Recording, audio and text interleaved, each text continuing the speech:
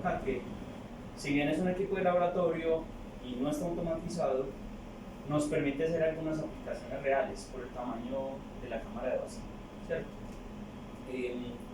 Digamos que esencialmente en estos sistemas, un poco lo que hemos estado mostrando, mientras tanto, mientras voy hablando, voy a ir preparando pues para poder hacer el proceso. Como lo tenía esta mañana, tuve que venir a hacer preparación del equipo, pues lo tenía en vacío, lo voy a ventilar en este momento mientras voy conversando. Los esquemas que he estado como mostrando de estos sistemas, algunas veces fotos, algunas veces diagramas, han dejado ver como dos como partes funcionales importantes de estos equipos. Una tiene que ver con donde se lleva a cabo el proceso, ¿cierto? La cámara de vacío, y otra tiene que ver como con los periféricos que están conectados a la cámara de vacío, ¿cierto? Entonces en este caso, este equipo tiene una cámara de vacío que es cúbica, pues como se puede ver. Hay configuraciones de cámaras de vacío en estos equipos que son cilíndricas, cúbicas, esféricas, ¿cierto? Las esféricas no son tan comunes, por ejemplo en deposición pulsada láser quizás sean un poco más comunes las esféricas por los ejes ópticos que hay que manejar para los láseres y los sistemas de reflexión y enfoque y barrido del láser. Pero para otros sistemas no necesariamente es tan importante, digamos, como esos ejes ópticos hacia la zona en donde se da el crecimiento. A pesar de que, por ejemplo, en un equipo de estos, en donde tenemos una cámara cúbica, también se maneja ciertas, digamos, accesorios y puertos que, digamos, coinciden de alguna manera como con el centro de la cámara en donde se lleva a cabo el proceso. Entonces una cosa es la cámara de vacío. Las cámaras de vacío en estos sistemas, en estos equipos, suelen ser de materiales de muy alta pasividad, digamos, o bastante resistentes a corrosión, oxidación, ataque por los plasmas que se generan adentro, ¿cierto?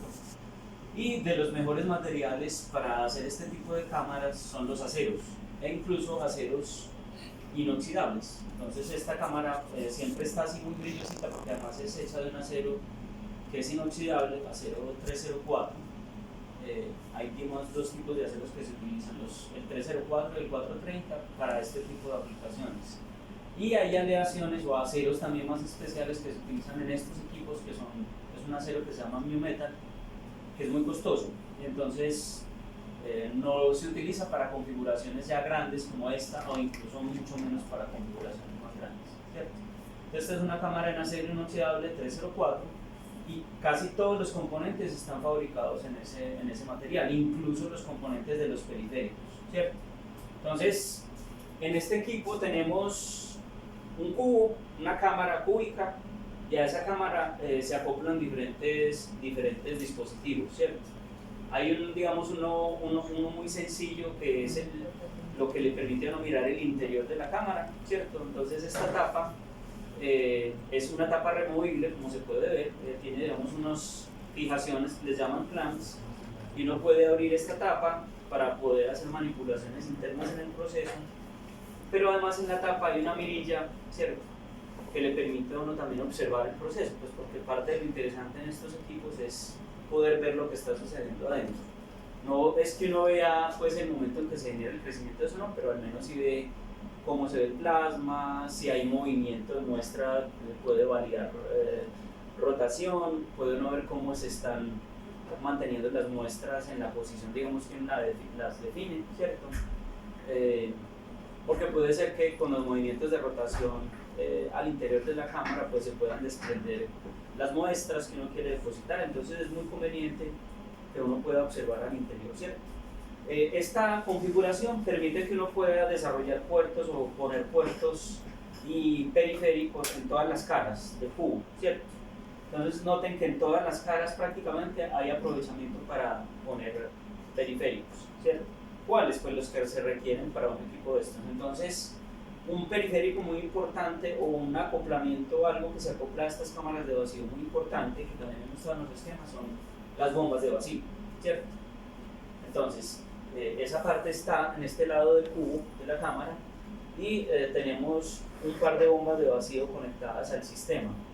Una bomba de segunda etapa, ya hablaremos en una de las clases que vienen de bombas de vacío.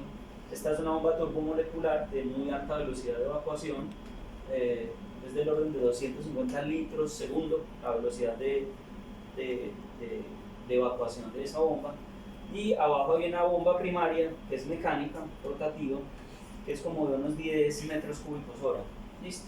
Esas dos bombas están conectadas de una manera tal que la bomba mecánica puede extraer vacío a través de la turbo, y ese prevacío que ella hace, pues lo aprovecha la turbo para poder acelerarse y lograr, digamos, su desempeño en las condiciones, digamos, más exigentes de velocidad de evacuación. Entonces, por aquí esencialmente está conectado el vacío. Por el otro lado están conectados los sistemas de, están conectados los sistemas de entrada de gas, ¿no? Incluso la parte de sensado. Entonces, a ese lado allá, generación de vacío, a este lado acá, medida de vacío, ¿cierto? E ingreso de gas. La medida de vacío en estos equipos, como el vacío requerido, digamos, para los procesos de PVD y CVD, sobre todo los de PVD, que tenemos es un sistema PVD por plasma. Esos vacíos son del orden de 10 a la menos 6 a 10 a la menos 7 torr. También había hablado de eso un poco. Entonces, usualmente hay que utilizar diferentes dispositivos de medida de presión de vacío, ¿cierto? Aquí hay dos sensores, hay uno que se llama de cátodo frío y hay otro que se llama pirámide o es de cátodo caliente. Entre estos dos miden el vacío entre presión atmosférica, que es cuando el aparato está abierto y está expuesto a condiciones ambientales, y luego cuando llega a vacío medio y ya no puede medir más el pirámide, que es el que mide desde atmosférica a vacío medio, el de cátodo frío se activa y es el que da la lectura. ¿Listo?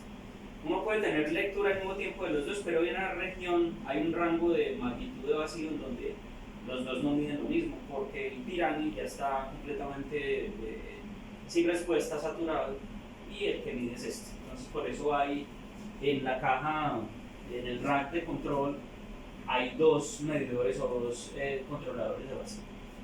Lo otro que hay aquí entonces es ingreso de gases. Nosotros tenemos tres líneas para generar, digamos,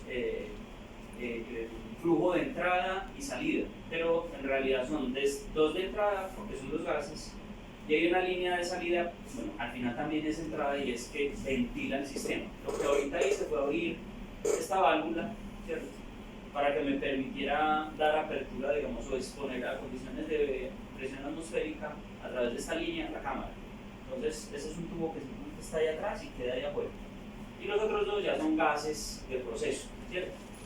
Son dos líneas, pero nosotros, como hemos hecho procesos aquí en donde hemos necesitado un tercer gas o tener una línea de oxígeno, metimos una tercera línea independiente, bueno, no tan independiente, pero a través de otro controlador de flujo másico. Ahorita, si quieren, se acercan y miran por acá, ¿cierto? Entonces, realmente en este equipo tenemos tres líneas de gas activas. Una línea que es para argón, otra línea que es para nitrógeno, que esas son las que tienen controladores de flujo másico internos, o las cabezas están adentro, y uno puede, digamos, hacer el control allá, y ahora les muestro. Y tiene una línea adicional que nosotros metimos en paralelo con la línea de nitrógeno, creo, la de argón, una de las dos. En paralelo, porque no había, digamos, otro flanche de entrada y no era una línea que estuviéramos usando mucho, entonces no valía la pena que consiguiéramos otra válvula y otro flanche, otro sistema de entrada aquí. Aunque, como ven, aquí hay 4 puertos todavía disponibles, están sellados. Yo puedo poner más cosas ahí, puedo poner más sensores, puedo poner más válvulas con entrada de gas. Es un equipo que también tiene como posibilidades de expansión, ¿cierto? De hecho, en todas las cajas uno tiene puertos para expansión. Este es un puerto de expansión, allá hay otro puerto de expansión. Estas cámaras se diseñan así, que tengan como muchas opciones, sobre todo las que son para equipos de laboratorio o de investigación, porque uno puede empezar a poner más dispositivos, digamos, en todos esos ajustes. Y esta caja trasera realmente es la única que no tiene nada, solamente tiene tapones, ¿sí?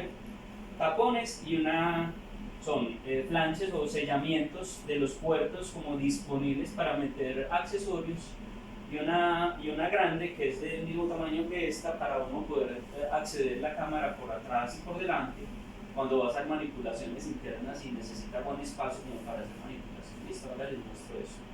Debajo, otra vez no me voy a enredar, no. Debajo hay otra parte, digamos que es evidente que hay muchos accesorios allí, ¿cierto? Esto es la parte de potencia de los sistemas de pulverización, los cañones de iones. A esto le llaman los cañones de iones o los magnetrones o los pulverizadores. Ustedes ven 4 tubos gruesos y es que hay 4 magnetrones, ¿cierto? Hay 4 cañones. Esos 4 cañones nos permiten tener hasta al mismo tiempo 4 materiales distintos para pulverizar, ¿cierto? Si uno tuviera 4 fuentes independientes, se pueden hacer simultáneamente los 4. O uno podría derivar una fuente y hacer con una sola fuente de 2 y luego otras 2 fuentes para los otros 2 independientes, ¿cierto? Porque lo que sí tenemos es una restricción en fuentes, pero pues no es tan grave porque son 3 fuentes para 4 cañones. Claro que ahora que les muestre el interior se van a dar cuenta que hay uno que mantenemos fuera de línea de pulverización porque es muy grande, es más grande que los otros 3. Nosotros tenemos aquí 3 cañones de 2 pulgadas, son blancos, o sea, con discos para pulverizar de 2 pulgadas, ahí es donde va el material que vamos a pulverizar. Ahora les muestro como varios de los que tenemos. Y entonces tenemos uno de 4 pulgadas que en uno de los proyectos que hemos hecho con este equipo estábamos haciendo recubrimientos de dioxapatita en implantes craneales y los implantes eran grandes, entonces decidimos invertirlo, meterle al equipo un magnetron grande de 4 pulgadas para tener más área, digamos, activa, más área de recubrimiento desde un solo magnetron, ¿cierto?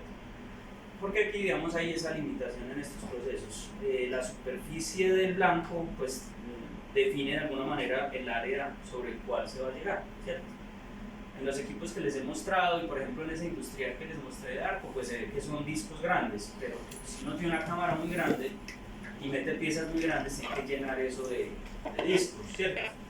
Y pues como el sistema rota, pues todos esos discos generando material, caso particular los sistemas de magnetrones Pattern le permiten a uno hacer pues un recubrimiento homogéneo, ¿cierto? Pero cuando uno no tiene sistemas de rotación tan complicados, sino más sencillos como el de este equipo, que es muy simple, simplemente es un tambor gigante, entonces es buena idea tener blancos de más o magnetrones de más área, ¿cierto? Para poder trabajar sobre todo al área, digamos, superficial o incluso una muestra más grande. Bien, listo. Entonces yo creo que terminé de contarles lo que hay en periféricos acá, ¿cierto? Lo otro que tenemos acá es el rack de control y toda la parte, digamos, que activa y que manejan los periféricos que están allá conectados.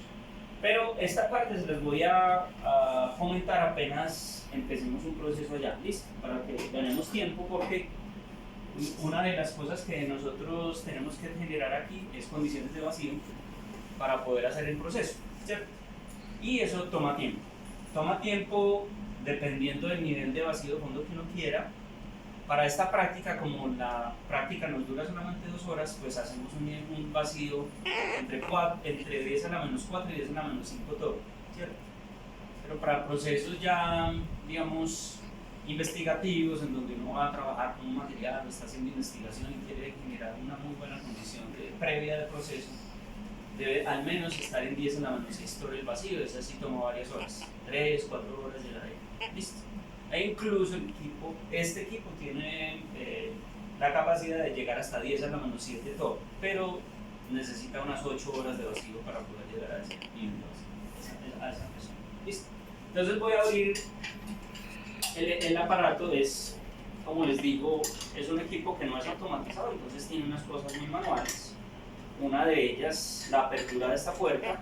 Ustedes vieron en esos videos, en algunos de los que les he mostrado, que son puertas pues, que se cierran y luego simplemente uno mete un gancho y el sistema ya lo sella, ¿cierto? Aquí no es así tan sencillo, es una cosa un poquito más manual, pero es por las dimensiones pues, y porque bueno, claro, y tener un equipo más automatizado con más aditamentos pues es un costo. Este equipo en este momento es un aparato de más o menos $220,000 el costo, como está en el estado que está. Eso, puesto aquí en pesos, son más de $1.000 millones, ¿cierto? Y pues eso ha sido un proceso con varios proyectos de investigación, casi todos han sido cofinanciados, prácticamente todos, no todos. con los que se ha podido, digamos, generar esta capacidad, ¿cierto? No ha sido realmente inversión interna de la universidad porque es difícil pues, tener como ese tipo de niveles de inversión en un solo laboratorio. Entonces ahí ya estaba ventilado. Voy a quitar este plato y lo voy a poner. Es pesado, voy a ponerlo aquí, gracias. Voy a ponerlo acá porque es pesadito, no aguantaría eso. Sería molesto 10 minutos o 15 con eso. Listo. Bueno, entonces, ¿qué hay internamente? Ya si quieren que desee, se puede acercar y dar una mirada. Internamente es B1, un tambor grande, lo voy a hacer rotar como para que se pueda verlo, que es el portamuestra, ¿cierto? Entonces, como es un sistema PVD, hay que rotar las muestras, ¿cierto?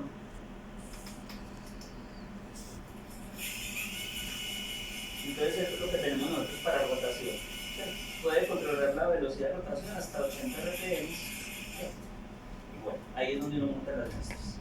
Para poder montar las muestras, este plato se remueve. Entonces, removemos el plato. Voy a dejar esta internita ahí por si quieren venir a mirar. Adentro, ¿qué hay? Los 4 magnetrones con tubería. Allá adentro van los materiales. Ahora les muestro cómo van los materiales allá adentro. Y pues esos magnetrones, esas cabezas, uno las puede mover un poquito como en ángulo, ¿cierto? Para tratar, digamos, de orientarlas hacia el portamuestras. Este es el portamuestras. Realmente todo lo que uno quiera poner para recubrir lo voy a poner sobre esta superficie. ¿Listo? Entonces, vamos a poner un par de muestras esencialmente, ¿cierto? Como esto es una actividad muy académica, este es un ejercicio muy académico, vamos a poner un pedacito de silicio, de lámina de silicio, y vamos a poner un pedacito de lámina de vidrio, ¿sí? La lámina de silicio para que podamos después hacer caracterización en la siguiente práctica que hay en el curso, ¿listo? Y la laminita de vidrio para que podamos ver desde ópticamente el cambio que se da después de hacer el proceso de recubrimiento, antes y después, ¿cierto? Antes y después. Sobre la lámina de vidrio. Una laminita de vidrio que es esencialmente portaobjeto de microscopía óptica y uno de los sustratos que se usan para hacer recubrimientos en ámbito investigativo, digamos por lo ideal que se comporta como sustrato, es lámina de silicio pulido, ¿cierto? Entonces nosotros mantenemos lámina de silicio pulido, ¿cierto? Para poder, digamos, usarlo como portamuestra. Bien, voy a tomar un pedacito de estos para poner esto de encima, incluso lo voy a hacer aquí. Lo voy a. Ustedes no me han preguntado por qué tengo guantes. ¿Sí le preguntas? ¿Por qué será que tengo guantes? Para no contaminar, claro. ¿Y por qué será que no debemos contaminar? Hay varias razones por las que uno no debe contaminar en estos procesos. Una de ellas tiene que ver con la generación del vacío, ¿cierto? Yo tendría que haber cogido otro papel de esos para limpiar. Perdón. Ya casi que se va a este laboratorio para ahí sí tenemos. Eso es lo que estamos. Ya casi. Un laboratorio mucho más grande, más bonito. Desde primero. Imagínense ustedes cómo estaremos nosotros. ¿No? Uno con ganas de un laboratorio mejor. Bueno, entonces la idea es que cuando uno va a generar vacío, ¿cierto? Debe tener un sistema en donde, o unas superficies, o toda la parte que va a estar expuesta al vacío, debe tener unas condiciones de limpieza, ¿cierto? De no humedad, o sea, deben ser superficies libres de humedad, libres de polvo, libres de grasa. Porque los vapores, todas esas contaminaciones o todos esos componentes que pueden estar impregnando las superficies, pueden evitar el vacío, ¿cierto? La grasa, la humedad, el sudor, el polvo, todas esas cosas pueden tener presiones de vapor o ser más componentes que generen volatilización, ¿cierto? O vapores que impidan el vacío. Entonces, por eso uno debe usar guantes pues obviamente que también aguanten el trabajo mecánico, que aguanten solventes. Ahora estoy usando alcohol isopropílico para limpiar las superficies, ¿cierto? Ese alcohol es muy bueno para desengrasar y quitar suciedad, además se evapora de una, entonces por eso se usa en aplicaciones invasivas, ¿cierto? Si yo dejara una huellita de sudor o un pedacito de grasa allí, apenas queramos lograr menos de 10 a la menos 5 torr, eso no va a dejar que eso pase, porque va a estar todo el tiempo evaporando, generando volatilización, entonces el vacío no va a poder bajar. Es que 10 a la menos 3 torr son 1/1000ª de presión atmosférica, ¿cierto? La presión en este momento estamos en 5.8 por 10 a la 2, a 580 torr. Esa es la presión atmosférica aquí en este momento. Y cuando estamos en 10 a la menos 3, estamos 5 órdenes de magnitud, en 100 milésimas de presión atmosférica. En 10 a la menos 4, millonésima, en 10 a la menos 5, 1000 millonésima, en 10 a la menos 6, billonésima de presión atmosférica. Entonces son presiones absolutas realmente muy bajas, ¿cierto? Que requieren de muchas, digamos, condiciones, unas condiciones óptimas para que se puedan generar, ¿cierto? Entonces por eso siempre se manipula todo con guantes, y guantes que aguanten, digamos, el trabajo mecánico y los solventes, ¿listo? Entonces la manera, digamos, más sencilla de fijar muestras en estos aparatos es mecánicamente. Entonces estas pincitas, o en los equipos industriales hay clamps, hay pinzas, hay agarraderas y cosas que cogen firmemente las piezas y las sostienen.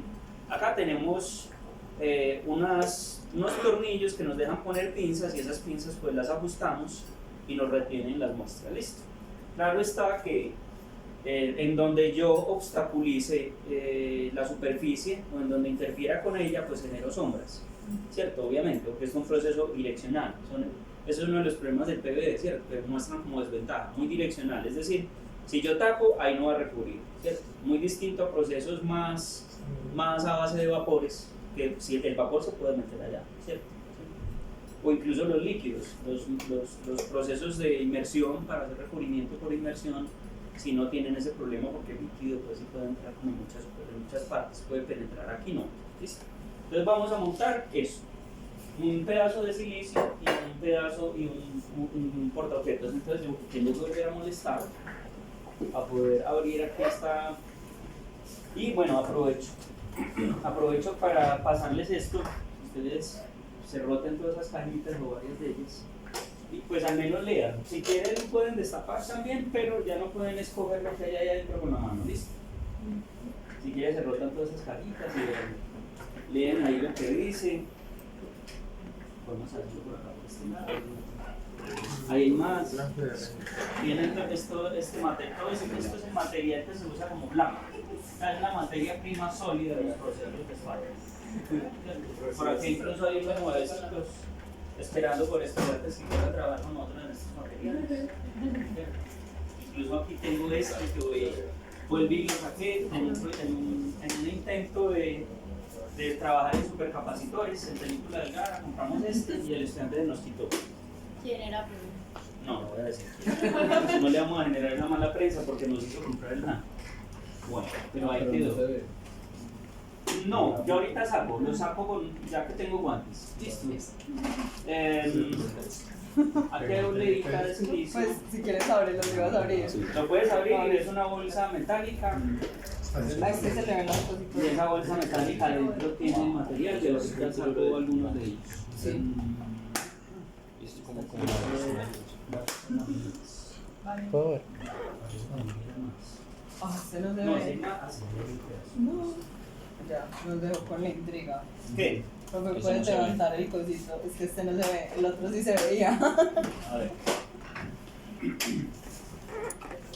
Listo, incluso No, ese sí pueden cogerlo, ese papel, y pueden incluso hasta, sería chévere si leen. Bueno, pero aquí, ya que Melissa me lo pasó, entonces les muestro no lo puedo dejar caer porque se vuelve pedazos. Esto es silicio, es un disco de silicio, de hecho ya está maltratadito, ya lo hemos manipulado sin mucho cariño, y entonces, pero aquí incluso estuvo trabajando un estudiante de doctorado de Alex Sosa que estaba desarrollando un proyecto, o está desarrollando un proyecto en donde quieren utilizar la bioinspiración para generar electrodos en electrolizadores para generación de hidrógeno. Y unas pruebas iniciales que hicieron con películas de silicio las hicieron con nosotros y este fue el blanco que usamos. Esto es un pedazo de silicio y ahí está la hoja técnica, es qué tipo de especificación de silicio es esto, ¿cierto? Voy a guardar las cosas porque la idea es que alguien siga trabajando también en esto, ¿cierto? ¿Cuál fue ese? ¿Cierto? Si quieres le paso una cajita, yo lo aguanto. Si quieres dejas el papel y lo miras y se acuerdan de que ese era el silicio para guardarlo aquí. Este. El blanco de silicio. Y voy a sacar de aquí. Rhenium. No sé qué es eso. La verdad no sé qué es. Rhenium es un metal. Sí, ves la cajita donde está guardado, no hay problema. Miren, este es el silicio pulido que nosotros compramos para usar como sustrato. Este es el mismo que compran los que trabajan en microelectrónica para producir dispositivos, ¿cierto? Chips. Es lo mismo, solo que compran formatos en las versiones, digamos, en las líneas más grandes de producción. Las oleas son de hasta 8 y 12 pulgadas. Así de grandes. Pero pueden ser de este tipo, ¿cierto? Oleas de silicio donde digamos que esta es cruda. Algunas, uno puede comprar, la industria del silicio está súper desarrollada, entonces uno puede comprar el silicio que casi que le dé la gana, silicio puro, pulido por una cara, sin pulir por la otra, sin pulir por las dos, pulido por las dos, como dopaje de oro, con dopaje de fósforo, con películas de oro, bueno, de todo, lo como uno quiera. Hay empresas dedicadas a producir el silicio que uno quiera. Este es silicio pulido por una cara, dopaje tipo P y orientación preferencial 100, ¿cierto? Pero es el mismo de... El dopaje es que tiene boro metido. Es el mismo de la hoja. No, este ya es un silicio que saqué de otra caja, donde uno compra caja de silicio para usar como sustrato. Y pues nosotros no usamos, cada vez que hacemos un recubrimiento no usamos todo en olea, porque sería muy costoso, no necesitamos usar todo en olea, usamos pedazos. Entonces uno fractura, este es como es orientado, entonces él le muestra a uno cuál es el eje de orientación para fracturarla en esa dirección más fácil, ¿cierto? Entonces esto es un pedazo que he quebrado pues a partir de esta olea grande, ¿cierto? Y voy a quebrar aún más, porque voy a sacar un pedazo por ahí de 2 por 2 centímetros, no necesitamos más. Porque pues la idea es que después hagamos sobre este medidas de espesor de la película que crezcamos y hagamos microscopía electrónica barrido y hagamos microanálisis químico, EDS. No necesitamos sino un pedacito que incluso podría ser de medio centímetro, incluso menos, porque es para microscopía. Entonces voy a cortar un pedacito más y pongo la mitad de este. ¿Listo? Creo que ese dopaje es el mismo que se utiliza para transistores. Sí, claro. Ese dopaje PON es el que se usa para hacer heterojunturas pues, y fabricar o diodos o transistores. ¿Sí? Así es. Por aquí debería haber una pincita, perdón, yo paso por acá, sí, por ahí hay pinzas. Y voy a coger una de estas para fracturarlo. Este es un proceso un poquito ineficiente pues porque genera pedazos, pero pues ya, ahí saco un pedacito de más o menos 1 centímetro de por acá y por ahí unos 4 o 5 centímetros. Este es suficiente para hacer nuestro experimento hoy, ¿cierto? Y pues puedo guardar este otro pedacito y seguir haciendo oleas. Porque este material, pues también todo este material es costoso, todos estos blancos, como son especificados para PVD, son materiales de alta pureza, ¿cierto? Uno puede, como les mostré alguna vez en esa página del Esquer, uno puede elegir como unos niveles de pureza distintos, como a los máximos, y eso le abarata a uno costos, pero pues siempre y cuando su proceso se lo permita, ¿cierto? Pero si uno quiere trabajar con materiales, materia prima, materiales puros, pues debería tratar de comprarlos más puros, ¿cierto? Y eso obviamente es costo. Bien, pues vamos a montar este y vamos a montar el portaobjetos, que otra vez tengo que molestar. Y podría ser que Cristian me ayude. Esa cajita rosada que es de slides, la coges de como de abajo para que no se... Y ojalá todo fuera así tan barato como esto sí lo venden muy barato, vale como 60.000 pesos una cajita llena de dijecitos, porque es de microscopía óptica, el vidrio normal, común y silvestre, entonces ahí no hay, digamos, realmente mayor problema. Listo. Entonces, voy a ir para allí. Bueno, pero hay una cosa que quiero adicional hacer como parte como del protocolo, y es, al menos el vídeo estaba, digamos, ahí guardadito, el silicio lo ha manipulado más. Entonces, si alguno de ustedes vio ya ese video que estaba ahí del proceso PVD industrial, en donde llega la maestra, la limpia, la mete en la república y la saca, entonces debió haber que hay una fase de lavado, ¿cierto?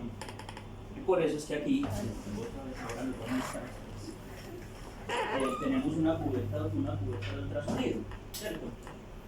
Una cubeta de ultrasonido que nos permite hacer lavado profundo de superficies, ¿cierto? En un baño de ultrasonido. Pues esto se usa en muchas aplicaciones de limpieza profunda, ¿cierto? Y es que cuando uno quiere tener una superficie realmente muy libre de impurezas superficiales, grasa, polvo, partículas, organismos y esas cosas, entonces uno hace un baño con algún solvente, ¿cierto? De la muestra, un lavado en ultrasonido. Entonces pongámoslo 2 minuticos al ultrasonido. ¿Saben qué solvente está? ¿Ah? ¿En qué solvente está? ¿En qué? ¿En qué solvente? Isopropílico de nuevo. Casi siempre aquí usamos isopropílico. Otro solvente que se usa mucho es acetona, pero es más complicada de manipular, los vapores son perjudiciales para la salud y eso, entonces usamos esto que es más inocuo, ¿cierto? En pequeñas cantidades, entonces, y realmente uno no tiene, pues la verdad, la sensibilidad a la piel de las personas al isopropílico es raro, en general no irrita la piel, entonces si a uno le cae una gota de eso no hay problema, si cae en la ropa tampoco hay problema, no le hace nada, es un alcohol, ¿cierto? Pero si es un alcohol que tiene que captura poca humedad, entonces por eso se utiliza. Porque hay alcoholes que tienen más avidez como por la hidratación, y si hay hidratación, entonces ese alcohol no es tan bueno para lavar cosas que luego vayan al vacío. Por lo que les he contado es que el agua, la humedad no es un buen socio o un amigo del vacío, ¿cierto? Se debe evitar. Ese es un proceso también típico cuando incluso se llevan en escala industrial, se hacen los procesos, hay cubetas de ultrasonido grandes, ¿cierto? Industriales, para hacer la preparación final. O sea, primero, si es una pieza, así sea una pieza nueva, de un componente industrial, seguramente ha pasado por un proceso de mecanización, y en ese proceso de mecanización han utilizado algún tipo de fluido para poder hacer el mecanizado con baja fricción. Y ese fluido muchas veces, o en general, tiene o agua o tiene aceite. Entonces, si uno le da una pieza industrial mecanizada, está engrasada, ¿cierto? Entonces hay que hacer el lavado primero con jabón, con detergentes.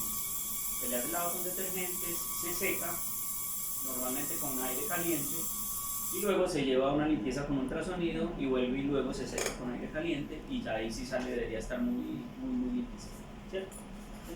Entonces eso que dice ahí, pues se hace industrialmente, incluso en componentes más grandes, en baños mucho más grandes, obviamente, ¿cierto?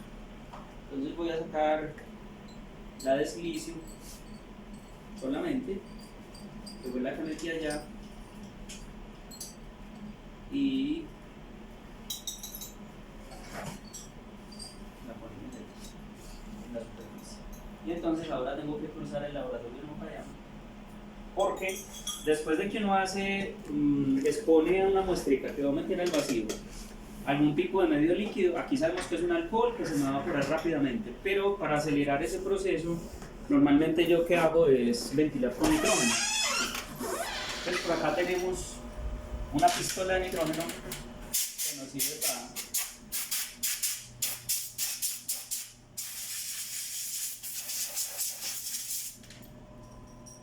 para secar después de que hemos hecho esa limpieza Entonces voy a ponerla aquí, me disculpas, yo paso de nuevo. ¿Verdad que necesitamos un laboratorio más grande?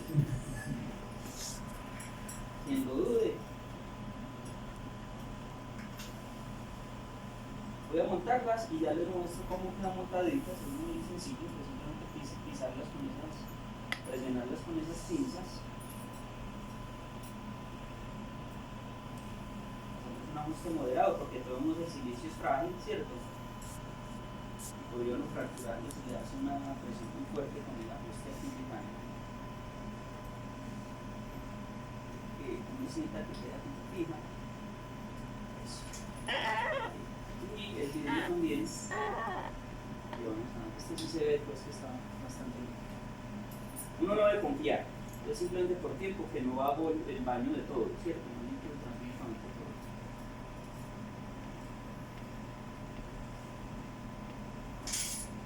Ya me quedan las dos muestras montadas. Voy a ajustar estos otros discos para que no. Estas otras pinzas, perdón, para que no queden sueltas y cuando esto empiece a girar de pronto no se caiga. ¿Listo? Que nos ha pasado. Que no ajustamos las que quedan sueltas y se caen. Con el giro se va desatornillando se va desapretando el tornillito y se cae. Y listo, ahí ya es suficiente, La prueba horrible que les hago yo es así, moverlas. Pero después de que estoy seguro que no se van a caer, ¿cierto? Ahí ya no se debería caer. Bien.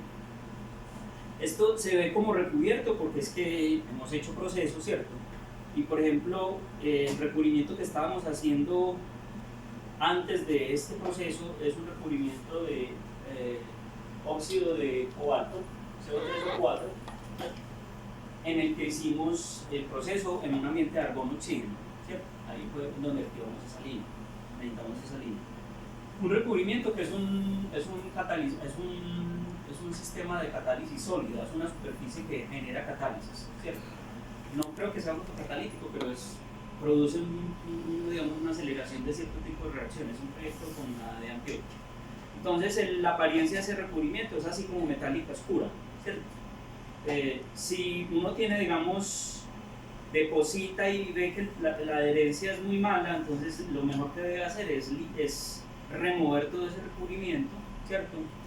Y dejar desnudo de nuevo el portamuestra, que es de acero inoxidable, ¿cierto? Es de acero inoxidable. Para eso están estas maquinitas, estas pulidoras, que sirven para preparar sustratos que no son. ¿Por qué se ríen? ¿No has dado esta? No pasa por acá, sí. Con las muestras de Alejo, como 2 horas ahí. Cuando uno va a utilizar materiales que no vienen así listos, pulidos, pues tiene que hacer el pulido, ¿cierto? Por ejemplo, aceros o aleaciones que uno esté considerando como para su proyecto, su tema de investigación. Entonces le toca hacer lo que alguien hizo aquí, pues le toca hacerlo en estas máquinas, ¿cierto? Pulidoras mecánicas. Y esa misma pulidora le sirve a uno para limpiar estos objetos, ¿cierto? No todos, hay unos allá que son más complicados, entonces hay que usar, hay por ahí un mototool con unas gratas pequeñitas, uno va metiendo eso y va removiendo material. ¿Listo? Ahorita deberíamos percibir un cambio de color aquí, porque vamos a aplicar un recubrimiento que nos da un color en acabado distinto. Vamos a hacer un proceso de codeposición titanio-aluminio en una atmósfera de nitrógeno argón para hacer un material que debería ser nitruro de titanio-aluminio. Entonces eso tiene como un dorado pálido, debería ser más o menos como un dorado pálido, no muy intenso. ¿Listo? Entonces esto apenas está preparado, se monta ya de nuevo. ¿Listo? Es simplemente por la manera en que este monta, tiene unas guías para que no llegue a gire y queda retenido, ¿cierto? Pues sencillo, simplemente para que no sea difícil montar el portamuestra. Bueno, hay una cosa que no he hecho. Y es que como vamos a medir espesor, yo les hablé de unos sistemas, de unos dispositivos que miden espesor en línea. Gracias. Uno mide, hay varias maneras de medir espesor acá, ¿cierto? La manera más sencilla es que uno tenga acá una microbalanza de cuarzo, ¿cierto? Que puede ir conectado a nuestros tornillos ahí, con toda pues, la parte de electrónica y eso. Eso va afuera, entran los cables con el bracito que pega ahí el cristal. Entonces simplemente uno debería tener un monitor aquí y ahí ve la velocidad con que está creciendo el material. ¿Listo? Ese todavía no lo hemos podido comprar, pues hemos ido priorizando como lo más básico, ese ya vendrá. Yo esperaría de pronto en algún proyecto que monte este año, de este al otro, tener un monitor de espesor. Mientras tanto, pues hay que resolverlo de alguna manera. Entonces, la manera, digamos, como sencilla para calibrar tasa de posición y saber con qué velocidad crece es utilizar la técnica del Sharpie, que necesita uno un Sharpie. Pero eso es un proceso realmente muy artesano. Entonces, ¿qué es lo que hace uno? Pone un punto de Sharpie, ¿cierto?, en donde quiera proteger. Y ese puntico va a ser un punto, una máscara, sencillamente es una mascarita. Ahí no va a crecer, pero yo después puedo usar algún solvente que se coma el Sharpie para que caiga el Sharpie y me genere un roto en la película, como un defecto.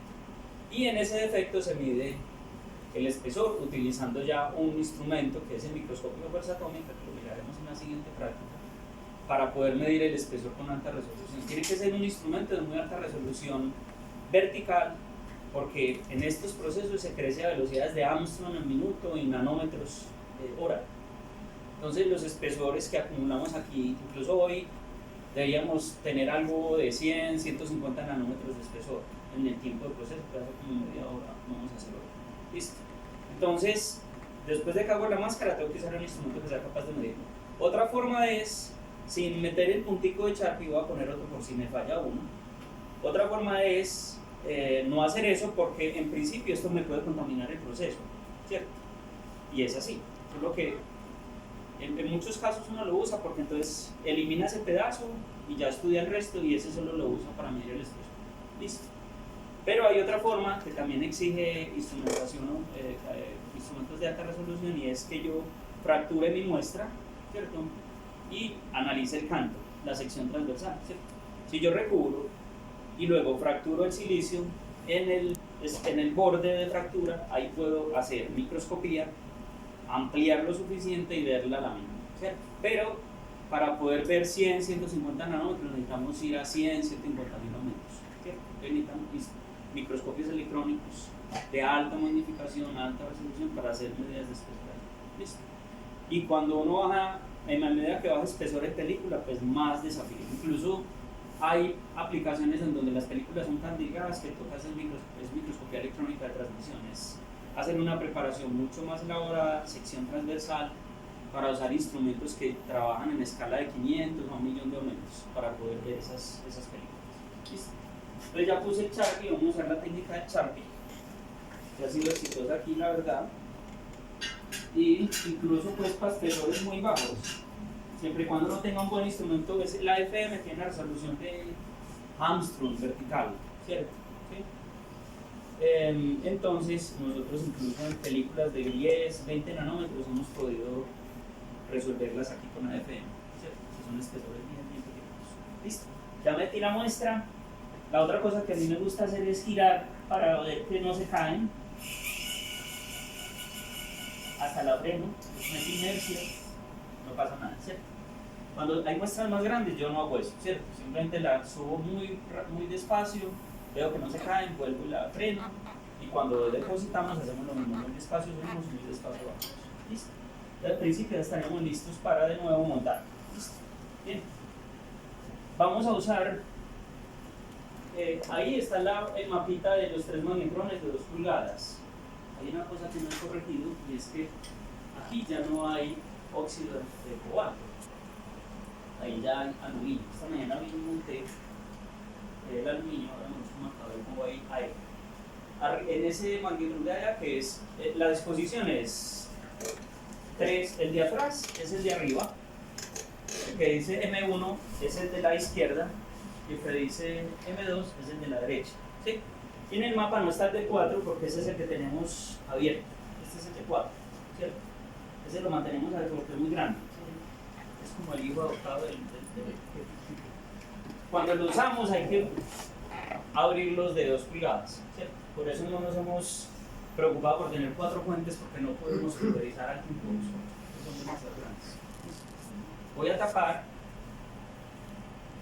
Bueno, hay otra cosa que les voy a mostrar aquí de una vez, es que eso tiene unas cortinas que les llaman shooters, ¿cierto?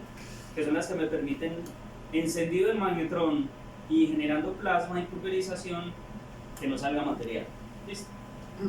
¿Para qué? Para, por ejemplo, hacer la limpieza de los blancos, porque ahora han estado expuestos a ambiente, entró aire, se condensa aire, oxígeno, todo eso. Y si yo hago el proceso ahí, lo primero que pulverizo es átomos de argón, oxígeno, nitrógeno, todo lo que capturó cuando se comenzó, cuando la vi, ¿cierto? Entonces, se sella, se hace vacío y antes de hacer el proceso con el shooter cerrado se enciende el plasma y se da un tiempito para que se pulverice toda esa mugre, quede en la barrera y luego abro y ahí sí dejo el proceso seco. Listo. Entonces por eso están esos shooters ahí. Voy a tomarle foticos. Bueno, de hecho, a ver si tengo alguna aquí. Creo que esta mañana tomé foto. Se puede abrir.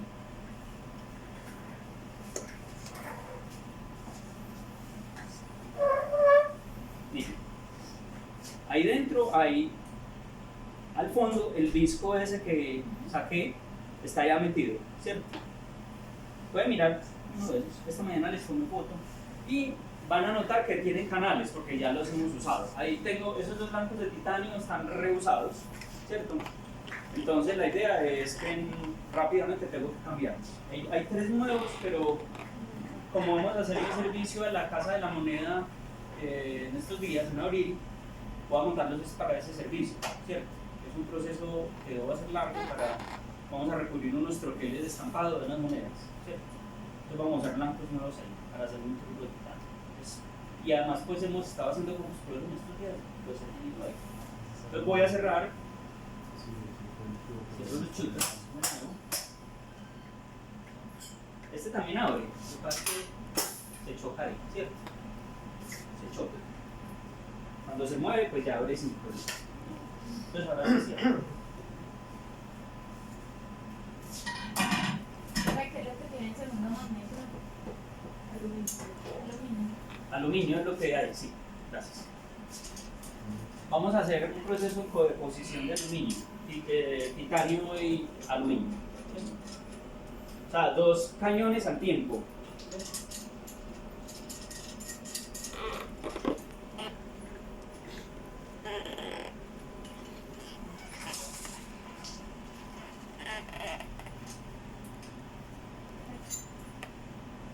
Yes.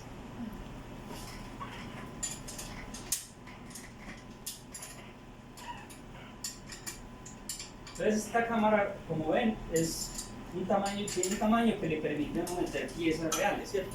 Por ejemplo, esos troqueles caben perfectamente, pequeñas cuchillas, elementos pues pequeños se pueden meter y recubrir, ¿cierto? Como para hacer evaluación de piezas reales, ¿cierto? Con recubrimientos pues que uno esté trabajando, desarrollando.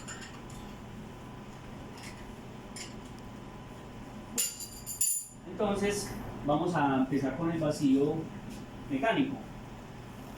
Si yo prendo la bomba turbomolecular, que este es el controlador que la maneja, no se va a acelerar porque no hay condiciones de prevacío, ¿cierto?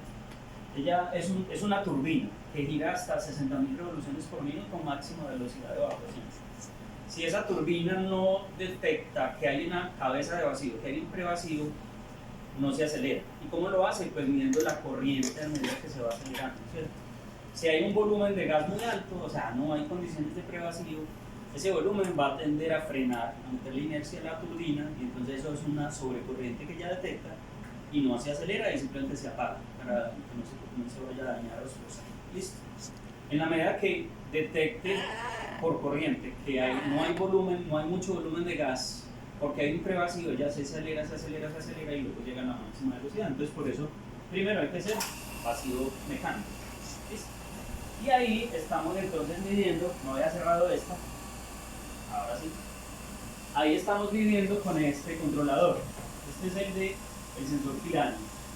Y este controlador, que es el que se activa para medidas de vacío de 10 a la menos 4 hacia abajo, ¿cierto? 10 a la menos 4 de todo, no se debe encender hasta que no haya al menos condiciones de 10 a la menos 2 a 10 a la menos 3 aquí de vacío. Entonces primero dejamos que este llegue hasta la presión de vacío en donde se satura la medida y ahí sí luego activamos esto para que la lectura del vacío sea esta la que podemos, ¿cierto? Listo, entonces ya empecé por ahí, ¿cierto? Esta parte, digamos, del rack tiene los 2 controladores de vacío y tiene el controlador de la bomba turbomolecular. Ahí se acelera un poquito, pero simplemente es por el flujo de evacuación de la mecánica que la movió. Eso es una turbina está montada sobre un rodamiento cerámico de muy baja presión, ¿cierto? Entonces, cualquier, digamos, flujo que haya a través de la turbina la mueve, ¿cierto?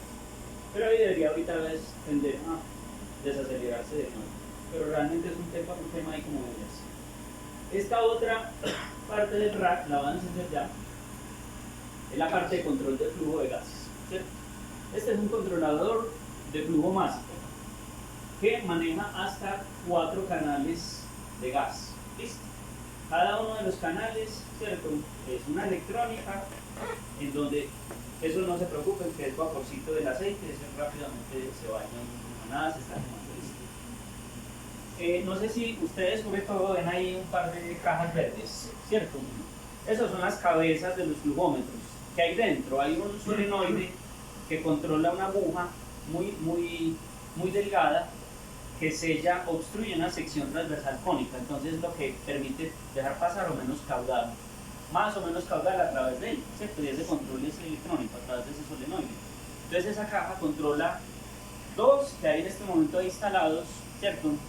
Y el otro que instalamos sí tiene directamente toda la parte de control ahí. Entonces tenemos que ir a setearlo desde acá, ¿cierto? Son unos controladores que cuando nosotros empezamos con esta línea aquí en la universidad,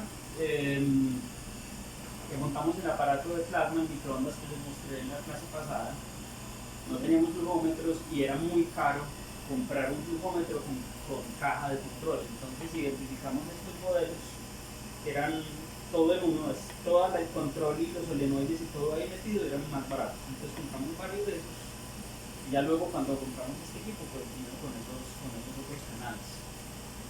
¿Tenemos los canales disponibles? Sí, pero sucede que uno de esos canales se dañó hace como 6 meses. Entonces lo que hicimos fue cambiar la línea de argón.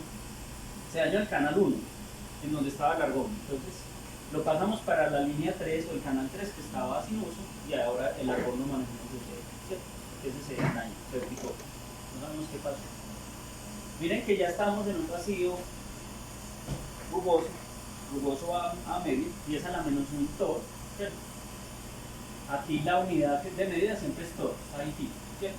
Pero recuerden que eso es equivalente a un torr es equivalente a milibar o a milésima de bar, el torr, ¿cierto? Porque 1000 milibares o un bar es aproximadamente 760 torr, entonces es aproximado, digamos, en orden de magnitud es aproximado. Pero en este, por ejemplo, en la medida lo entregan en torno, entonces son simplemente 3,6 a la menos 10 a la menos un torno. ¿Listo? Bien. Esta entonces es la caja de control. Aquí yo puedo configurar con unos trimmers el flujo deseado, ¿cierto? Es un sistema de control, entonces uno establece el flujo objetivo, ¿cierto? Y cuando establece el flujo objetivo, pues entonces simplemente libera la palita, ¿cierto? Para simplemente dejarlo actuar. Bien. Y hay dos selectores para controlar las válvulas de ingreso de gas, porque estas controlan caudal, ¿cierto? Pero estas controlan pasa o no pasa, ese caudal, ¿cierto? Aquí se controla el caudal, aquí pasa o no pasa. Yo defino el caudal y luego tengo que abrir la válvula que entre ese caudal o cerrarlo para que no entre. ¿Listo? De las dos líneas aquí. Bien. Esta es, digamos, la parte de control. Estas son los shooters, los que les mostré ahora. 4 blancos, 4 magnetrones, 4 shooters. Se ve que este llegó después, ¿cierto? No tiene etiquetica ni nada. Esto fue una de las expansiones que le hicimos después. Y aquí tenemos un controladorcito de temperatura, porque este equipo también tiene la parte de calentamiento de muestra. Les he dicho que PVD, por ser un sistema de plasma frío y ser un mecanismo físico de posición, no genera casi calentamiento en los componentes, sobre todo en el recubrimiento. Pero resulta que en este tipo de procesos a veces uno debe generar tratamientos térmicos in situ dentro del reactor para mejorar cristalización del material, para que mejore la densificación, no sea tan poroso. Hay muchas cosas que miraremos un poquito más adelante que pueden afectar el hecho de calentar un poco la superficie.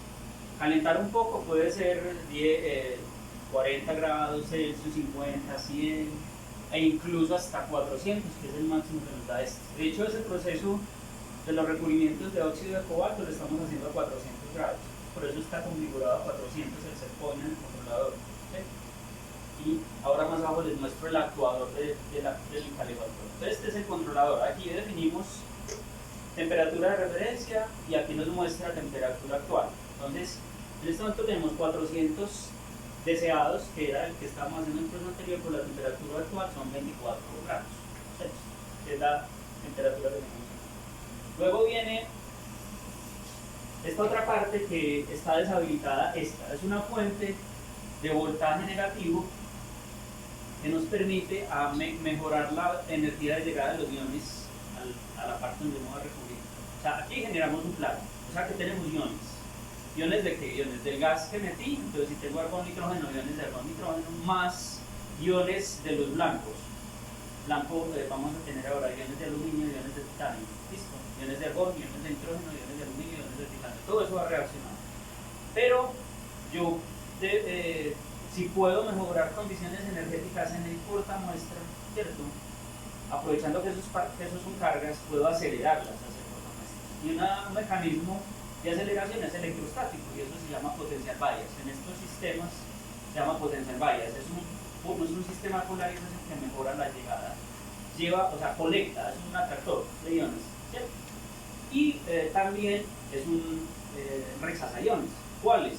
Los que estén cargados negativamente. Porque es un potencial negativo. Si yo quiero acelerar iones positivos, pongo potencial negativo. Y si ese potencial negativo es suficientemente energético o tiene una magnitud suficientemente alta para iones energéticos negativos, pues bien. Y resulta que hay un ion que puede estar ahí presente, ¿cierto? Que se carga normalmente negativamente, por su electronegatividad, es el oxígeno. Entonces, si yo en este proceso de vacío no logré remover suficientemente o una muy buena parte del oxígeno y me queda algo allá adentro, ese oxígeno va a reaccionar. También se va a volver ion. Entonces, una estrategia, digamos, o algo adicional que me ayuda a evitar un potencial negativo en el portamuestra es rechazar iones de oxígeno y disminuir la posibilidad de formar óxidos en el recubrimiento. ¿Listo? Que son, en ese caso, no son deseables. En las películas de óxido de cobalto eran deseables, por eso metíamos oxígeno al proceso, argón, oxígeno y ya. Pero aquí no es deseable, queremos es un nitruro de titanio, aluminio, es decir, titanio, aluminio, nitrógeno, eso es lo que queremos en la ley. Entonces por eso este conviene. Este se nos dañó, ¿cierto? Y entonces estamos usando la de arriba, ¿cierto? Ahorita la ponemos, la conectamos y les muestro cómo funciona. Esta fuente es una fuente DC en donde la configuración que utilizo es una conexión que me permite dar un voltaje de salida negativo allá adentro. ¿Listo? Y esta otra fuente es una fuente que se utiliza para hacer limpieza iónica previa al proceso y ahora también les cuento cómo funciona. Entonces esta fuente está mala, se dañó y además es una fuente mal configurada, después nos dimos cuenta, entonces no la hemos querido arreglar. Más bien preferimos cambiarla que arreglarla, ya la miraron y no vale la pena. Este es un monitor de condiciones para que el sistema pueda encenderse. Y en automatización, en los equipos digamos controlados, eso se llaman interlocks, que son cosas que evitan o dispositivos que enganchan o desenganchan el funcionamiento a partir de sensar como estado de banderas, señales como digitales, apagado, encendido. Entonces este me permite activar o verificar que las condiciones de operación mínimas del equipo están, que está encendido el contactor maestro, que hay vacío y que hay agua refrigerando los neutrones. En este momento no hay agua, está apagado porque no hay agua refrigerando los neutrones. Por eso no me hace nada el sistema de restablecimiento. Entonces debo prender el chiller. Pero primero toma que alimenta el chiller. Ahora sí. Eso es un sistema de refrigeración, pero que ustedes ven que hay mangueras, ¿cierto? Yo les hablé solo de los tubos, pero no les hablé como del resto, ¿cierto? Los magnetrones tienen conexión eléctrica, aquí viene la potencia eléctrica, los cables, ¿cierto? Son cables diseñados para alta potencia, de voltajes de 2, 3 mil voltios, ahí no vamos a tener los voltajes tan altos, pero son diseñados para alto voltaje.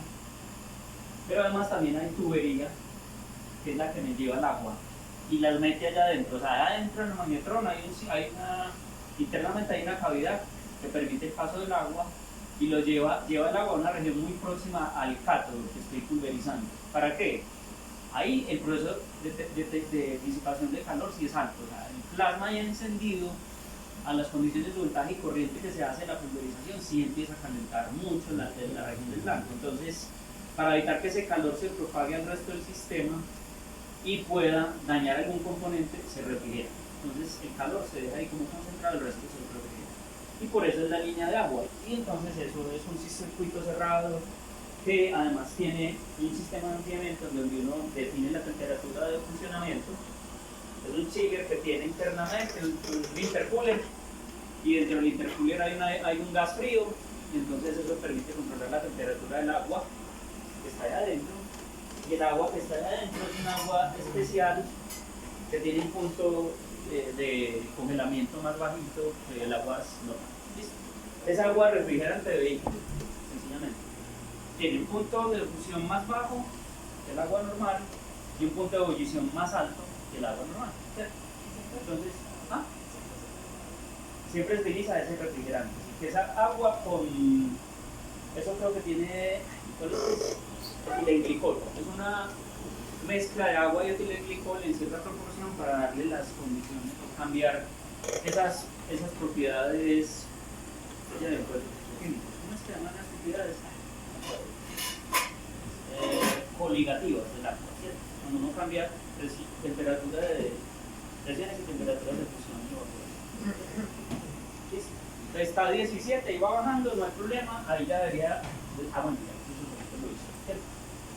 ¿Qué otros interlocks tiene? Si yo quiero hacer alguna operación en el rack, aquí en trasero, en una puerta, es de darse apagada ahí, y no me dejan encender nada, porque se entiende que yo estoy atrás manipulando cosas, ¿cierto? Entonces voy a manipular una de las fuentes que tenemos aquí, que es la más potente, intermedios. Todas estas fuentes se conectan con este interlock. Si yo opero cualquiera de estas fuentes y la voy a encender, no me enciende porque el interlock está leyendo los sellos. Luego lo activo ya, ahora sí, contactor alfa del aire porque necesita otra encendida. Esta es la última que nos instalaron, es la Hybrid. No la vamos a usar hoy, apenas estoy aprendiendo a usarla, entonces hoy no la vamos a usar. Es una fuente esta fuente nos permite tener una técnica que es una mezcla entre magnetron sputtering y arco vacío. Recuerdan que les hablaba de las técnicas de arco vacío, alta corriente, alta capacidad de transporte, corrientes de decenas a centenas de amperios, ¿cierto? Ese sistema de las sillas es de arco vacío, ¿cierto? Pero les hablaba de que eso tiene muchos inconvenientes por la fase de goteo de las partes unidas. Todos esos procesos se llevan a escala industrial para recurrir componentes estéticos inicialmente, ¿cierto? Y cosas que no tengan el problema con esas gotitas. Pero en muchas otras aplicaciones esto es lo que manda. Y entonces hay un desarrollo relativamente reciente que es combinar alta corriente con magnetron sputtering, es lo que es high beams, ¿cierto? Y beams. Pero las condiciones de la fuente son un poco diferentes. Entonces nosotros tuvimos que comprar primero esta. El equipo vino con esta, una fuente de DC pulsada, ¿cierto? Y con esa se trabaja bastante bien a velocidades altas de deposición en metales. Recuerden que el sputtering en DC solo se hace en metales. Y para hacer sputtering en compuestos hay que tener radiofrecuencia. ¿Listo? Entonces, esta la montamos para poder hacer sputtering a alta velocidad en metales. Y compramos dos de radiofrecuencia para poder hacer sputtering en compuestos. Aquí la velocidad de pulverización es menor, pero es la única forma de hacerlo en compuestos. ¿Listo? Pero después, en otro proyecto que cerró el año pasado, compramos el pulsador de esta fuente que es de 5 kilovatios. Estas dos son de 300 vatios. Esta es de 5 kilovatios. Pero no funciona a la frecuencia necesaria ni a la corriente necesaria para que sea high beams. Entonces compramos el pulsador de potencia para hacer high beams. Ese solamente nos costó 90 millones de pesos. Con un proyecto que iniciando que logramos meterla allí y la compramos. Y la instalamos y no hemos podido trabajar con ella por tiempo y apenas que aprendido a manejar. Entonces también voy a encender las RF. Listo, entonces varias, esta no está en uso ahora, vamos a ponerla allí. ¿Cómo estamos en tiempo? 114. Ya estamos en vacío mecánico, voy a encender la turbo. Está en 0 RPM. Esa fuente que da la alimenta, esto fue otro problemita que tuvo el controlador y es que le falló en la fuente de potencia, pero ya compramos el controlador, está para instalar. Listo. Noten que acelera muy rápido y la presión aquí empieza a bajar más rápido. Ahí ya encendí la turbo. Mire que llevan 10.000 y va a llegar hasta 60.000. Listo. Y sigo acá. Entonces, de ese pulsada RF y RF. Listo. RF de 80, de 300 vatios, 1356 MHz. Con esas dos. Listo. Ustedes preguntarán, ¿esta por qué tiene esto y esto por qué tiene esto? Y es que yo creo que ya también les hablé de que cuando uno pone potencia RF en un proceso de estos, tiene que hacer un acoplamiento de impedancia. Se llama una red de acople de impedancia y es porque, como es potencia en frecuencia, aparece reactividad en la carga, ¿cierto? Entonces esa reactividad devuelve potencia a la fuente y puede dañarla. Como esto es de tanta potencia, los 300 vatios ya es importante. Entonces lo que hacen es meter una red de acople que genere un acoplamiento entre impedancia de la salida de la fuente y la impedancia entre la fuente y la impedancia de la carga, para que no haya potencia de devolviendo hacia la fuente. Ese sistema de acoplamiento es otro tipo de circuito reactivo, otro componente reactivo y es un condensador, un banco de condensador. Entonces, esta es la parte de acoplamiento de red de acople de esta fuente, que es manual. Y es por plata. Solo pudimos comprar una compensada automáticamente, que es esta. Aquí simplemente voy a pasar a modo automático y enciendo. Cuando enciendo el plasma tengo que verificar que la potencia reactiva, que es este numerito, sea cero. Es decir, que no está devolviendo nada a la fuente. Cuando encienda el plasma aquí también, acá él lo hace solo. Acá tengo que mover estas perillitas para acomodar la capacitancia de manera que la potencia reactiva sea cero. Como vamos a trabajar a 50 vatios, normalmente la potencia reactiva es casi cero siempre, entonces no creo que haya que hacer ningún movimiento. Voy a subir a 50 vatios, pero si voy a hacer una cosa porque realmente no es necesario que nos aguantemos esa bulla, voy a apagar estas dos, no las vamos a usar, ¿listo? Solo quería prenderlas para mostrarlas, ¿listo? Bien, voy a apagar de nuevo esta y voy a desconectar esta.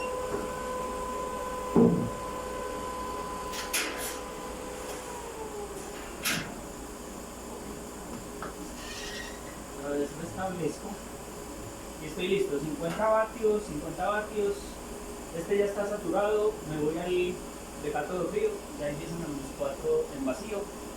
Ahí podríamos hacer el proceso y de hecho lo vamos a hacer, y si no me alcanza, vamos a hacer el proceso ahí. Entonces yo creo que ya acabé fuentes, solo me falta hablar de esta, porque esa ya les dije cuál es. Este es el controlador de temperatura, no el controlador sino el actuador para subir la temperatura hasta 400 máximos, ¿cierto? Y es que es una fuente de potencia regulada en donde uno puede cambiar el voltaje y la corriente para que el calefactor que está allá adentro pueda tener una rampa más alta, más inclinada o menos de calentamiento, hasta los 406. Entonces cuando uno quiere calentar, pues simplemente prende este, ¿cierto? Si él verifica que hay agua, lo deja listo. Si yo desconecto, esa también se me desactiva. Todo está aquí enganchado, o sea, con interlock. Listo. Ah, bueno, la dejo abierta. Miren que ahí saca un bonito rojo. Quiere decir que no me va a prender porque está abierta la puerta. Ahora sí otra vez, ahí, y ya se acabó el bonito. No vamos a calentar, entonces no la vamos a hacer. Listo. Y entonces ahora sí vamos a empezar el proceso. Bien. Voy a meter solamente argón porque primero vamos a limpiar los blancos. El blanco que está arriba del titanio y de ese aluminio que nada que lo pongo. Entonces voy a prender plasma en esos dos magnetrones sin abrir los chicos, ¿cierto? Y como es solo para limpieza, no me interesa que se forme ningún compuesto, lo hago en argón, simplemente. Entonces me voy aquí al canal de argón, que es el 3, y miro qué flujo tiene. 39.8, bueno, voy a ponerlo en 40. Simplemente roto el primer y lo pongo en 40. Y ahí está listo. Cuando lo quiera encender desde este otro activo, ¿cierto? Él me muestra los 40, pero como está cerrado este, ahora va a empezar a bajar lentamente. Pero entonces no vamos a hacer eso. Voy a apagar este que no puede medir a presiones altas. Lo apago para poder meter el gas y encender las dos luces. Damos las dos cialas. ¿Se encendieron o no? Sí, claro. Ahí ya pueden ver que están los dos magnetrones encendidos. ¿Se apagó? No, ya apagaron. Es que están, ya el plasma se combinó más. ¿Cierto? Y ahora hay que abrir el chutes para que salga. Pero entonces vamos a hacer 5 minuticos de limpieza. 5 y 20, 5 y 25. Abrimos los chutes para hacer proceso. Pero como vamos a hacer un recubrimiento de titanio, aluminio, nitrógeno, ¿cierto? Entonces hay que configurar también el nitrógeno, ¿cierto? Normalmente en los nitruros el gas, digamos, el argón es un gas cinético, no reacciona, solo mete energía. Entonces normalmente la formación de nitruros requiere de mucho más argón que nitrógeno, ¿cierto? Entonces voy a poner un caudal de nitrógeno de unos 2 centímetros, bueno, yo nunca les dije esto, pero 2 centímetros cúbicos por minuto, ¿cierto? En estos sistemas manejan una unidad estandarizada de caudal que llaman SCCM, es centímetros cúbicos por minuto estándar, ¿cierto? Es lo que quiere decir, pues 2 centímetros cúbicos por minuto. Y entonces voy a poner el nitrógeno, me paso a ese canal que es el 2, no, el 2, el 1 sí que está malo, y está en 6, voy a bajarlo a 2 centímetros cúbicos. Acabo de trabajar con una relación, yo creo que ustedes están anotando, ¿cierto? Porque ahí están los puntos. Yo no estoy anotando nada. Vamos a trabajar con una relación 2 centímetros cúbicos de nitrógeno por 40 árboles. Normalmente es una relación de 1 a 10, el nitrógeno argón, ¿cierto? Muchos nitruros se hacen así como con esa formulación. En la medida que uno sube el nitrógeno hay que subir el argón. Se va a cortar como un nitrógeno. ¿Cuántos de argón son? 40 centímetros de argón, 2 centímetros de nitrógeno. Volvamos a mirar. Ahí estoy en 3, 39, se puede tomar 40. Ahí estoy en 2, 2, 39. A 50 vatios de potencia en las dos fuentes de radiofrecuencia, a temperatura ambiente, 24. Y ahora anotan otro dato que es la presión de trabajo, que vamos a ponerla en el orden de 5 minutos. ¿Listo? Es decir, que necesito subir la presión. Para subir la presión podría ser que meta más caudal. Miren que aquí está en 0 la potencia reactiva. Por la potencia tan bajita está en 0 en esto. Hubo que compensarla. Y ahí pues automáticamente, si estuviera tratando de variar de 0, automáticamente el sistema la compensa. ¿Listo? Bien, entonces ¿qué más les iba a decir? ¿Ya pasaron? Faltan 2 clases. Cuando ya vaya a hacer proceso, entonces ahí sí meto el nitrógeno, para que sea un proceso en argón nitrógeno. ¿Listo? Y lo hacemos de, ¿cuántas tenemos? ¿Media hora? Hagámoslo de 25 minutos, para que alcancen ver la parada, al menos la parada del proceso, y no van a alcanzar a ver la presurizada porque se demora otros 15 minutos. ¿Listo? Más bien lo dejamos ahí y yo las bajo y les mando fotos. No tomamos fotos antes, ¿cierto? Ok. Toca tomarle foto aparte a 2 estratigos que no estén recubiertos. Bueno, sí, esencialmente es lo que estamos esperando. Entonces se les estaba diciendo que como no estoy metiendo, voy a dejar el caudal tal como está y la presión está más baja de lo que yo quisiera, ¿cierto? Entonces lo que hago es esencialmente hacer una compensación con caudales de entrada-salida, ¿cierto? ¿El caudal es en cuánto? ¿El caudal es en cuánto? Argón 40, nitrógeno 2 centímetros cúbicos por minuto. Entonces, la forma de subir la presión aquí sería bajarle un poco a la velocidad de evaporación, ¿cierto? Yo puedo hacerlo haciendo una manipulación de la velocidad de rotación de la turbo. Estas turbos se pueden controlar desde el 10 hasta el 90% de velocidad de rotación. Uno configura ahí y intenta cambiar la velocidad. Pero eso es un proceso más lento, ¿cierto? Por la desaceleración que se hace en este sistema, para no dañar la turbina en las aspas lo hace muy lento.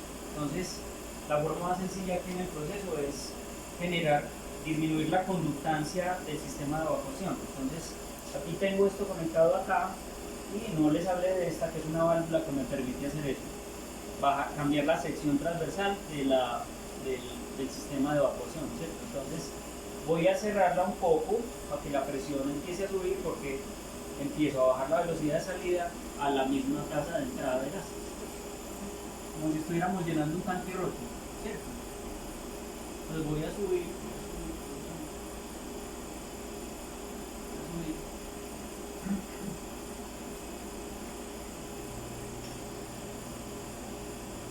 No vamos a alcanzar a hacerlo con esto, porque estamos muy cortos de tiempo, ¿listo? Ya enseguida les cuento qué podemos hacer con esa parte.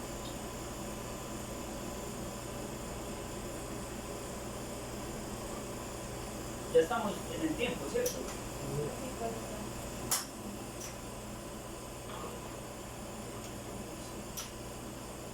Ah, sí, ese cañito de atrás no está encendido. Ah, sí, no lo tengo abierto. Ahora sí. Entonces cierro el 1, ¿cierto? Eso, cierro el 1. Miren que así están los dos encendidos. Listo, vale, lo voy a cerrar. Para poder, digamos, tomar un tiempo de inicio. Vamos a meter el nitrógeno, ¿cierto? Entonces, me muevo a este canal de nitrógeno, ahí estoy en el 2, lo enciendo, ¿sí? Y le doy apertura a la válvula que me va a meter el nitrógeno, ¿sí? Por un momento se activó el interlock de vacío porque entró un flujo muy grande de nitrógeno, ¿listo? Pero no se apagaron los nitrógenos, ¿cierto? Sigue claro, lo ven. No se ve, se apagó.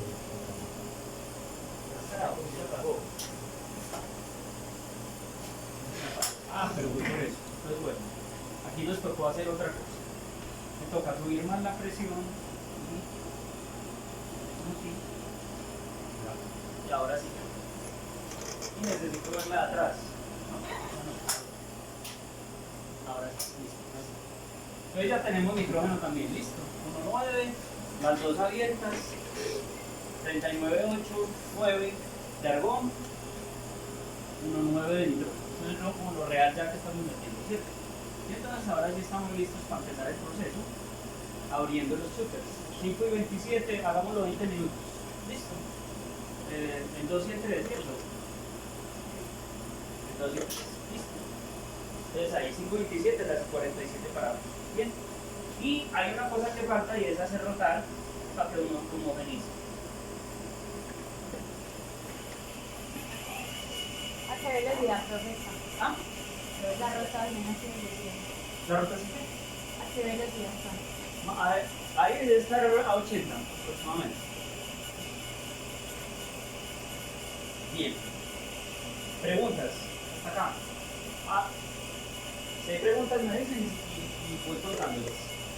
Tenemos dos fuentes que se ve que llegaron después, no son del equipo, y es que esta reemplaza la que se nos dañó. Esta es una fuente que llega hasta 300 voltios, ¿cierto? Y simplemente yo la configuro para que me dé una salida negativa, ¿cierto? Como es una fuente que sale potencial más o menos flotante, entonces yo puedo referenciar a tierra sin problema el polo positivo, sin problema.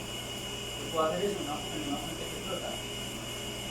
Entonces este polo positivo lo referencio a tierra. Entonces ya mi salida es negativa, ¿cierto? Entonces esta parte va aquí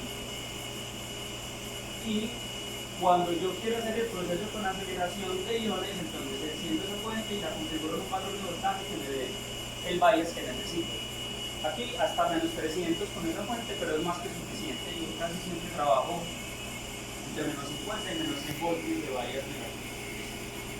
Y Y esta otra fuente de acá abajo la estamos usando para hacer limpieza de la superficie, una limpieza final de la muestra que se va a recubrir. Y es que yo creo que también en uno de los videos que les he mostrado hay una parte de limpieza abierta, y es que la pieza se lava, se desengrasa, se baña, se le hace un lavado ultrasónico con solventes, toda esa cosa. Pero pueden quedar todavía residuos en escalas muy pequeñitas ahí en la superficie. Entonces una forma de limpiar es haciendo etching con plasma, ¿cierto? Es atacando la superficie con un plasma. ¿De qué? No reactivo, de argón. Entonces, eso exige que yo genere una descarga entre el portamuestra y la cámara, en donde el portamuestra se mueva más negativo. Entonces ahí lo que hacemos es usar una fuente suficientemente potente en términos de alto voltaje, de alta intensidad de voltaje, para que genere la descarga. Y no lo estoy haciendo con estas, se hace es en alto voltaje. Entonces esta es una fuente que nos gasta 7000 voltios de salida, y esa fuente entonces la conectamos de nuevo en configuración, en donde esté el polo positivo, este lo aterrizo y me dé salida negativa, para poder que se me vuelva una descarga en donde el portamuestra está más negativo. Y eso hace que se me genere un plasma con el gas que entra, que es argón, y los iones empiezan a bombardear la superficie y a limpiar, a quitar, a remover material. Y eso es un proceso de limpieza que se hace, que se llama limpieza iónica de determinado tiempo, para favorecer limpieza final y todavía mejor calidad, ¿cierto? Esto es algo que también lo hacemos con muestras ya, pues ya cuando se está haciendo investigación, un material con mucho control. Ahora no nos da el tiempo, pero esa es otra cosa que hacemos. Incluso a veces lo hacemos hasta media hora. Hacemos todo el proceso de preparación y luego limpieza iónica media hora, ¿cierto? Un plasmita ahí muy tenue, pero donde no tiene iones de argón, haciendo limpieza sobre la superficie de la masa. Por eso están esas dos fuentes ahí. ¿Cuánto tiempo llevamos? No, pues es un 20 minutos. ¿Qué preguntas? ¿Cómo lo ven?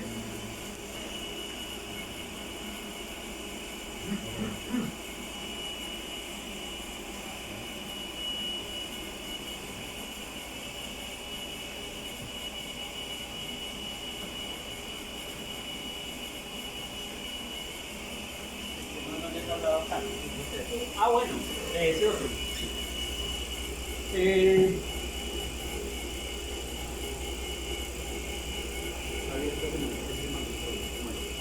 Esa otra cajita blanca que ven ahí, esta forma más espacio. Ese es el que estamos viendo con Alejandro. Este es otro aparato de plasma.